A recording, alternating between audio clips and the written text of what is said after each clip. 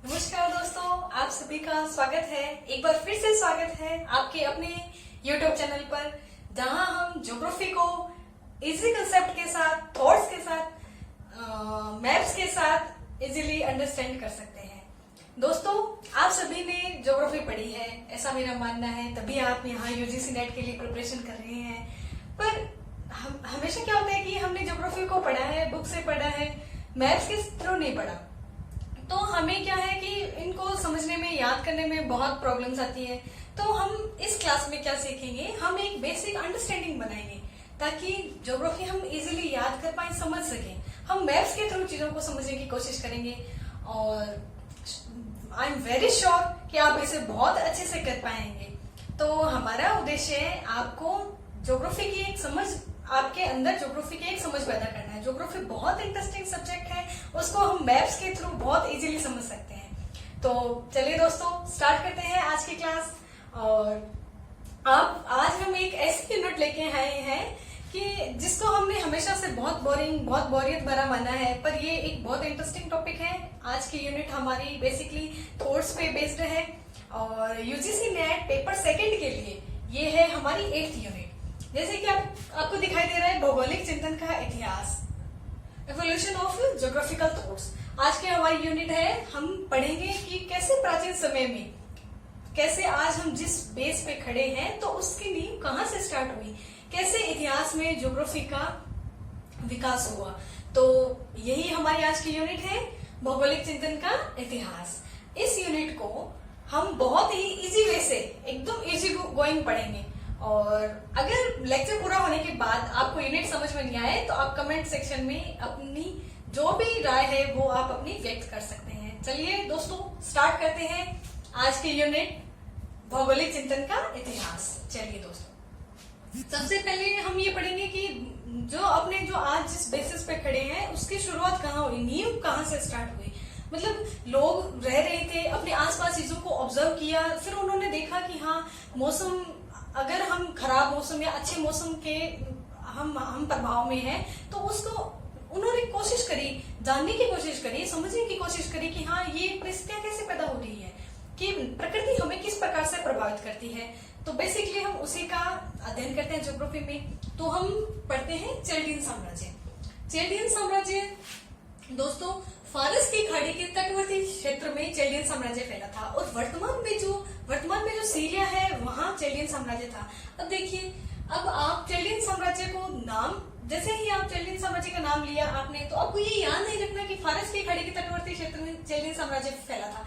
आपके सामने, आपकी स्क्रीन पे एक मैप आ रहा है फारस की खाड़ी का, तो आप उसमें अच्छे से लोकेट कर पाएंगे कि हाँ, ये सीरियन, वर्तमान का जो सीरिया है वो ये क्षेत्र है और यहाँ पर चैल्डियन साम्राज्य कभी हुआ करता था। तो आप आराम से, जैसे ही आप फारस की खाड़ी को देखेंगे तो आपके माइंड में आएगा कि हाँ, यहाँ हमने चैल्डियन साम्राज्य पढ़ा था।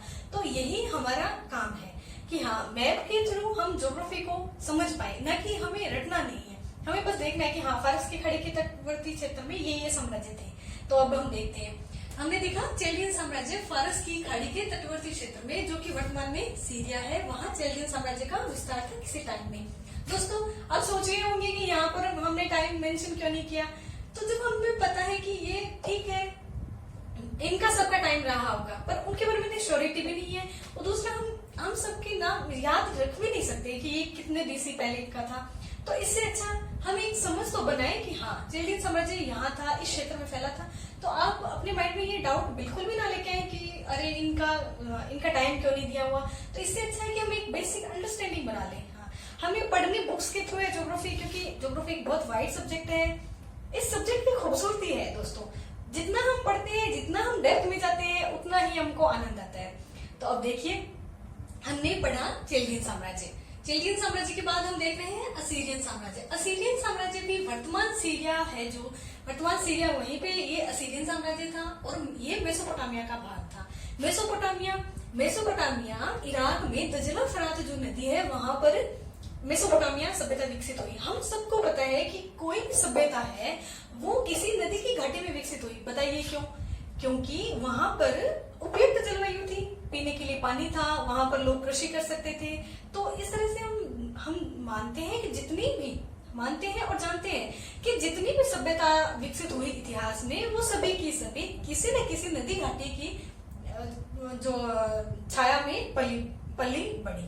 जैसे कि अपने देश का ओरिजिन है गंगा मैदान बिहार, मगध साम्राज्य, है ना। तो ये इराक में मेसोपोटामिया दजला फरात नदी की घाटी में ये सभ्यता विकसित हुई। जैसे मिस्र में नील नदी की घाटी में ये सभ्यता विकसित हुई। इसी प्रकार कोई भी सभ्यता है तो उसके मूल में कोई नदी घाटी ही रही होगी। जैसे कि सिंधु नदी की घाटी में हमने पढ़ा साम्राज्य विकसित हुआ। दजला फरात नदी में हमने पढ़े हैं कि दजला फरात नदी घाटी में भी ये सभ्यता विकसित हुई।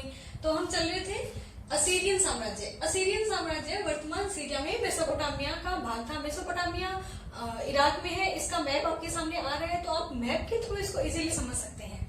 अब हम देख रहे हैं बेबीलोनियन साम्राज्य भी फारस की खाड़ी के उत्तरी भाग में था। अब दोस्तों, अब आपको एक मैप दिख रहा है आपकी स्क्रीन पे। तो बेबीलोन साम्राज्य फारस की खाड़ी के उत्तरी भाग में ये सभ्यता विकसित थी, और ये भी था मेसोपोटामिया का भाग था।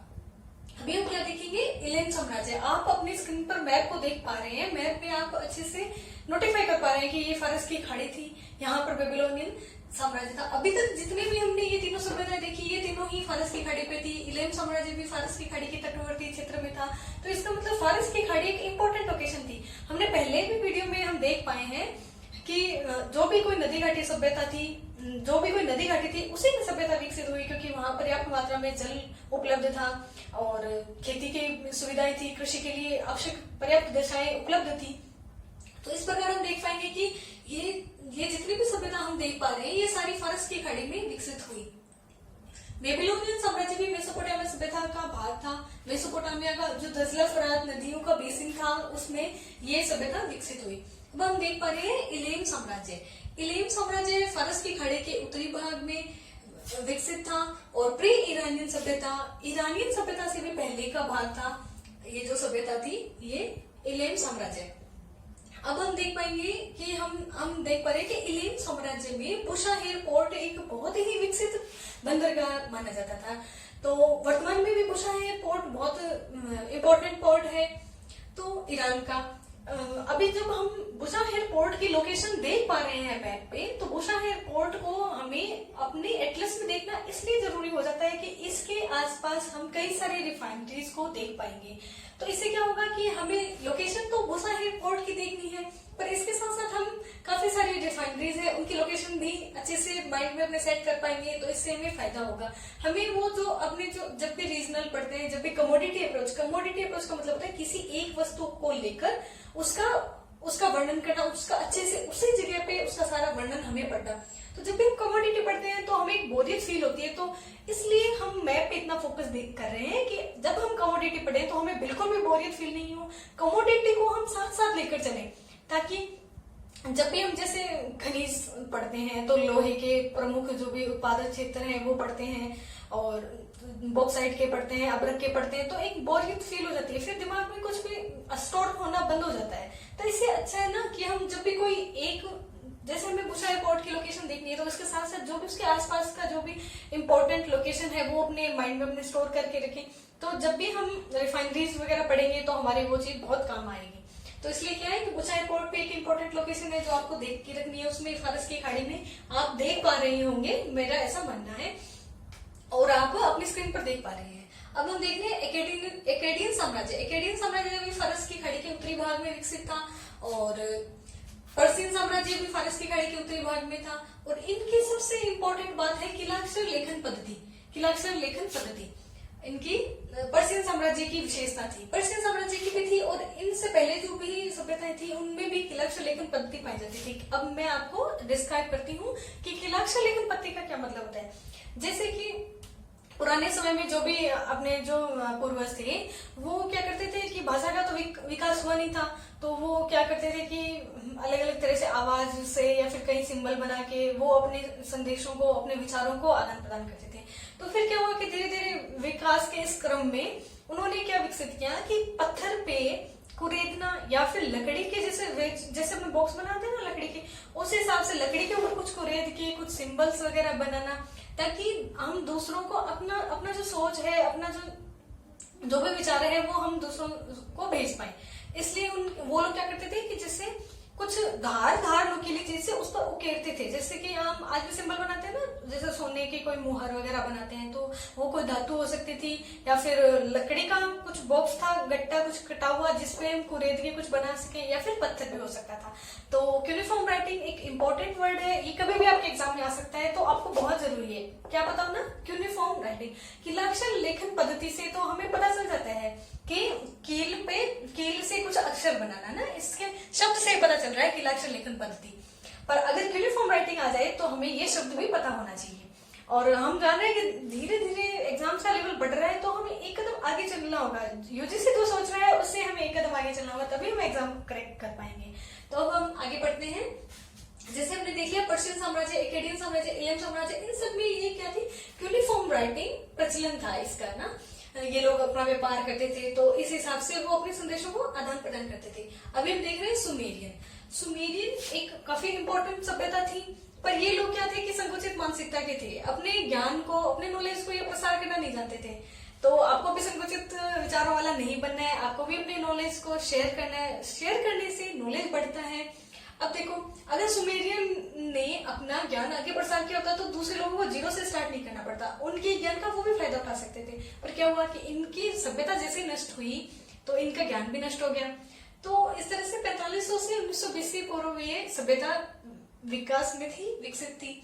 और सुमेरियन बेसिकली क्या थे, नाविक थे। सुमेरियन नाविक थे और दजला फरात बेसिन में इनकी सभ्यता थी। दजला फरात बेसिन फिर से वही आ गया, मेसोपोटामियन सभ्यता, और इराक में थी। इराक की राजधानी क्या है, बगदाद। तो आप जैसे ही मेसोपोटामिया सभ्यता का मैप देखोगे तो आपको पता चलेगा कि हाँ, इराक की जो राजधानी है बगदाद, वो कितने उपजाऊ क्षेत्र में बसी हुई है। तो इससे हमें एक ये बात भी पता चलती है कि किसी भी देश की राजधानी, जैसे आजकल तो काफी विकसित देश हो गए, तो उनकी राजधानी है वो कॉर्पोरेट इंडस्ट्री के बेसिस पे भी जैसे बनाई जाती है। जैसे कि फॉरवर्ड राजधानी क्या होती है, हम एक है ना कंसेप्ट पढ़ेंगे आगे अपने अर्बन में। फॉरवर्ड राजधानी वो होती है कि किसी क्षेत्र का विकास करने के लिए राजधानी को वहां से शिफ्ट कर देना जहां हमें विकास की आवश्यकता है। जैसे ब्राजील की राजधानी है, तो ब्राजील की राजधानी पहले रियो डी जेनेरो थी, अब उसको ब्राजीलिया कर दिया है। तो इस हिसाब से पहले क्या होता था कि उपजाऊ बेसिकली सब कुछ क्या बेस्ड होता था, एग्रीकल्चर पे बेस्ड होता था, या फिर कमर्शियल जो क्षेत्र थे, जैसे कि कुछ खनिज वगैरह निकलता था, खदान, तो वहां अपनी राजधानी थी। तो ये राजधानियां भी बदलती रहती थी, जैसी जलवायु दशा बदलती थी तो राजधानियां भी बदल जाती थी। तो अब हम बेसिकली कहाँ थे, मेसोपोटामियन सभ्यता थी दजला फरात बेसिन में, उसमें हम राजधानी इराक की, आज भी इराक की राजधानी बगदाद है, तो वो एक बहुत उपजाऊ क्षेत्र में बसी हुई है, हम इस पे थे। अच्छा चलिए ठीक है। अभी हम क्या देख रहे हैं, यहूदी मेडिटेरियन सी के पूर्व में, भूमध्य सागर के पूर्व में। आप भूमध्य सागर का मैप देखोगे तो मैप में आप देख पाओगे। मैं बार बार मैप का इसलिए बोल रही हूँ क्योंकि आपका मैप से जो भी आपको डर लगता है ना, मैप को देखने से, कौन एटलस उठाए, कौन इतनी मेहनत करे। मुझे भी पहले लगता था कि नहीं, मैप फालतू की चीजें हम नहीं बनाएंगे, हम याद रख लेंगे। पर याद रखना इतना पॉसिबल नहीं है। चीजों को बार बार देखने से चीजें याद होती है। आप एक बार में चाहे एक ग्रंथ पढ़ लो, कोई फायदा नहीं है, पर जब तक आप उसका रिवीजन नहीं करोगे, उसको बार बार नहीं देखोगे, आप उस चीज को लंबे समय तक याद नहीं रख पाओगे।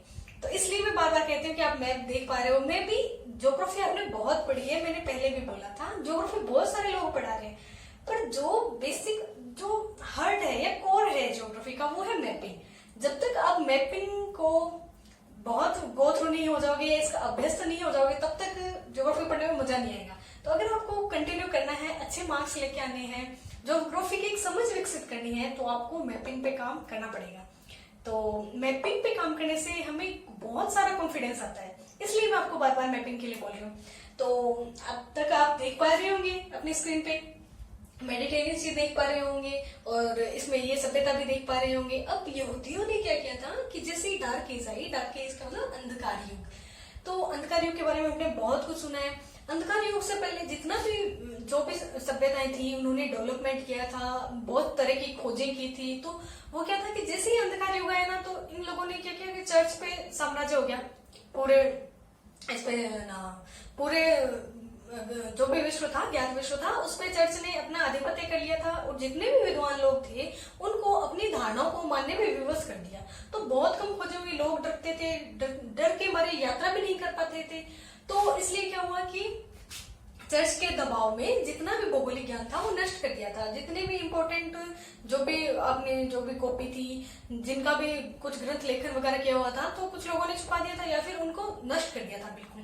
तो डार्क एज में ये बहुत ज्यादा लॉस हुआ। अगर डार्क एज में अगर चर्च का इतना ज्यादा प्रभाव नहीं हो पाता तो आज हम एक बेहतर विश्व का निर्माण हुआ होता और हम भी एक बेहतर ज्योग्राफी का जो भी नॉलेज था उसको और ज्यादा, मतलब एक पायदान पीछे चले गए हम डार्क एज की आने की वजह से। तो डार्क एज में क्या होता कि ज्यादा ये यात्राएं नहीं हो पाती थी और विद्वानों को ज्यादा लेखन का नहीं था, मतलब चर्च का ये मानना था कि हम जो कहेंगे वही आप लिखोगे। तो इन्होंने क्या किया था कि अपनी ही मनगढ़ंत कहानियां बना ली थी। मतलब पूर्व विश्व को क्या माना कि विश्व एक जैसे मैप बनाया था इन्होंने, जिसका नाम है टी इन ओ मैप। हम देख पा रहे हैं टी इन ओ मैप, और ये इनकी बुक थी, फेमस बुक थी द ओल्ड टेस्टामेंट। तो इसमें इन्होंने क्या किया था कि मैप बनाए, विश्व का मैप बनाया, उसमें जेरूसलम को केंद्र में दिखा दिया। जेरूसलम को केंद्र में दिखा के और फिर इन्होंने बोला कि ना इसके ऊपर स्वर्ग है, ये पृथ्वी है, इसका 3 भाग कर दिए। तो इस तरह से इन्होंने क्या झूठी अफवाहें फैलाई और ज्ञान के विकास को बिल्कुल भी तवज्जो नहीं दी। चर्च के ईसाई जो पादरी थे उन्होंने अपनी ही मान्यताओं को सर्वोच्च माना। और जैसे कि एक कंसेप्ट होता है जियोसेंट्रिक कंसेप्ट, मैं यहाँ लिख देती हूँ, जियोसेंट्रिक कंसेप्ट। जियोसेंट्रिक कंसेप्ट का मतलब होता है भू केंद्रित विचारधारा। जियोसेंट्रिक कंसेप्ट का मतलब होता है भू केंद्रित विचारधारा। जियोसेंट्रिक का मतलब पृथ्वी है वो केंद्र में है। जियोसेंट्रिक कंसेप्ट पृथ्वी केंद्र में है और ब्रह्मांड के अन्य ग्रह हैं वो इसके चारों ओर चक्कर लगा रहे हैं। जैसे कि आज हम जानते हैं कि ब्रह्मांड है वो सूर्य केंद्रित है, सूर्य के चारों ओर सारे ग्रह चक्कर लगाते हैं, पृथ्वी, चंद्रमा। पर इन लोगों ने क्या कहा था कि नहीं, ब्रह्मांड है वो पृथ्वी केंद्रित है। तो फिर क्या था, डर लगता था सबको, जैसे कि हमें भी डर लगता है, हम भी नहीं बोल पाते। आज जो सर्वोच्च सत्ता है उसके सामने हम भी नहीं बोल पाते, तो उस टाइम ये लोग भी नहीं बोल पाए। हम आज इनको नहीं कह सकते थे, बेकायर थे, नहीं बोल पाए, हिम्मत करनी चाहिए थी। गैलीलियो को भी फांसी लटका दिया था, उसने भी यही कहा था कि जो ब्रह्मांड है वो सूर्य केंद्रित है, पृथ्वी केंद्रित नहीं है। तो आगे हम पढ़ेंगे, रोमन में भी बहुत सारे जो आएंगे चिंतक आएंगे, उन्होंने किसी ने कहा ये है ना जियोसेंट्रिक है, पर बाद में पता चला कि नहीं, गलत ही होता है। जैसे डार्क एज का एंड हुआ तो हमें जानने को मिला, वापस से ज्ञान का उद्भव हुआ, नए विकास हुए, खोजें हुई, ज्ञात विश्व का अज्ञात विश्व था जो, उसके बारे में और ज्यादा सूचनाएं मिली। तो अभी हम कहाँ थे, जियोसेंट्रिक कंसेप्ट आया था, यहूदियों ने कहा था ना कि जेरूसलम है, हम ही सर्वोच्च हैं, मतलब इनका ये मानना था यहूदियों का। तो फिर इसके बाद हेलेनिक साम्राज्य। हेलेनिक साम्राज्य की बहुत सारी देन है। हेलेनिक साम्राज्य जो भूमध्य सागर है उसके साथ, मतलब उत्तरी भूमध्य सागर के उत्तरी भाग में हम देख पाएंगे, मैप में आप देख पाओगे। हेलेनिक साम्राज्य भूमध्य सागर आप अच्छे से लोकेट कर पा रहे होंगे, और उसके उत्तरी भाग में ग्रीक है, यूनानी जो विद्वान है उनका ये साम्राज्य था यहाँ पे। तो आप आगे जब हम पढ़ेंगे ना, अन्य विद्वान पढ़ेंगे यूनानियों का अच्छे क्वेश्चन आते हैं यूनानियों में से, तो यूनानियों के बारे में अच्छे से पढ़ेंगे ना, जैसे हेरोडोटस को भी पढ़ेंगे, स्ट्रेबो को भी पढ़ेंगे। तो उनमें हम स्ट्रेबो टोलेमी रोमन है, हेरोडोटस को पढ़ेंगे, हिकेटियस को पढ़ेंगे, अरस्तु को पढ़ेंगे, सिकंदर को पढ़ेंगे। तो इनको पढ़ेंगे ना, जब हमें पता चलेगा कि इन्होंने ना अलग अलग नाम दिए थे। जैसे सभी जो आज हम जिन नाम से जानते हैं, जिन महासागरों को, खाड़ियों को, इनके अलग नाम थे, बहुत पुराने थे, उनका ही फिर आगे संशोधन होके हम आज देख पा रहे हैं विश्व को। तो इन्होंने काफी ज्यादा काम किया है इस क्षेत्र में, भौगोलिक विकास को उन्नति देने में, प्रगति देने में इनका बहुत ज्यादा योगदान है। तो अब हम एक क्वेश्चन ये भी सोच सकते हैं कि भौगोलिक ज्ञान का इतना इनके साम्राज्य में कैसे विकास हुआ। तो इनका जो साम्राज्य है, जैसे कि हम जान पा रहे हैं कि यूगोस्लाविया, आज का जो यूगोस्लाविया है, जिसके अभी तो पहले चेक गणराज्य होता था, तो चेक गणराज्य और ये यूगोस्लाविया था, स्लोवाकिया, बोस्निया हर्जेगोविना, आप इन सभी को देख पाओगे मैप में।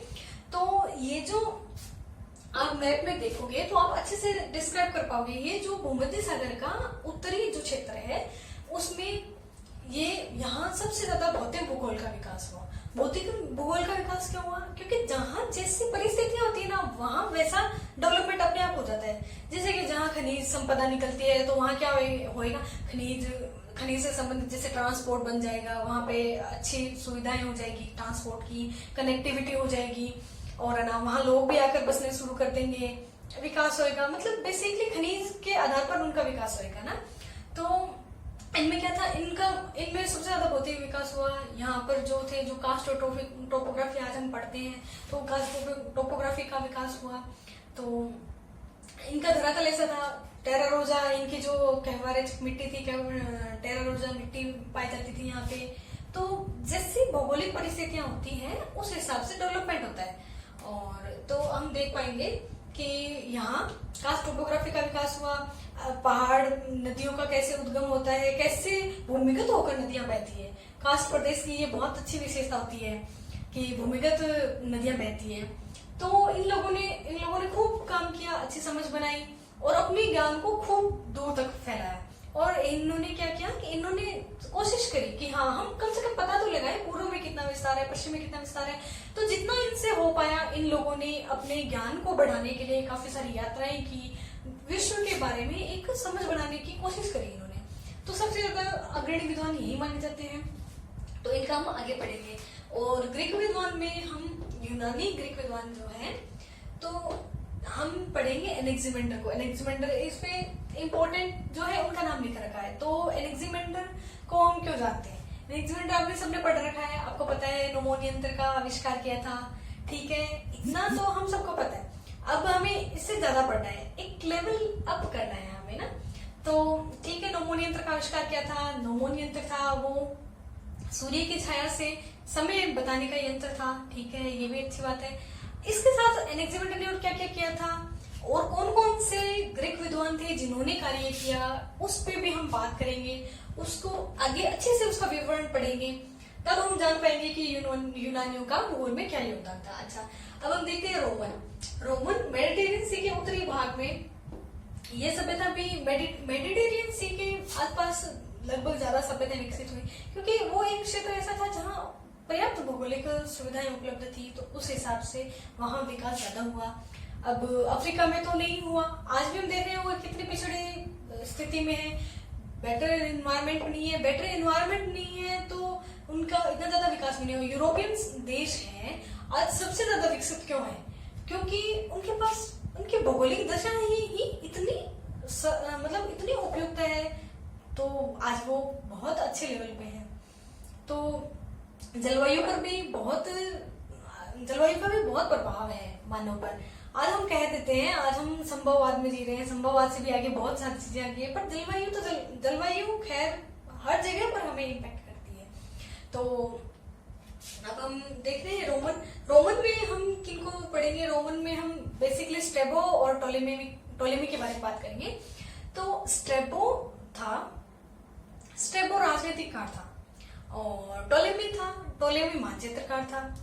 तो है ना, जो स्ट्रेबो था वो बेसिकली उसने एक अंडरस्टैंडिंग बनाई। उसने जितने भी उससे पहले के जितने भी भौगोलिक ग्रंथ वगैरह लिखे जा चुके थे उनको एक कंपाइल किया, उनका संकलन किया और उसने अपने लेख के रूप में अपनी एक बुक प्रकाशित करी। तो इसके बारे में भी हम आगे पढ़ेंगे, टोलेमी के बारे में आगे पढ़ेंगे। कई बार ये होता है फ्रेंड्स कि ना हमें आता तो सब कुछ है, क्वेश्चंस तो आता है, पर हम एक बेसिक अंडरस्टैंडिंग नहीं बना पाते हैं। कई बार क्वेश्चंस कहाँ से अराइज होते हैं, जैसे कि हम डायरेक्ट कुछ बोल पा रहे हैं उसी से क्वेश्चन अराइज हो जाता है। तो हमें एक समझ बनानी है।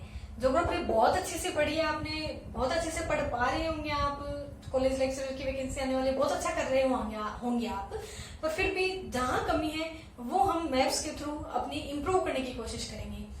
तो आज के लेक्चर में आपने क्या पढ़ा आप कमेंट्स कर सकते हैं। आपको जो भी आपको इसमें डाउट्स हैं वो आप कमेंट सेक्शन में अपने बता सकते हैं। मैं आपको उसके सॉल्यूशन प्रोवाइड करने की कोशिश करूंगी। और stay tune and stay blessed, have a nice day.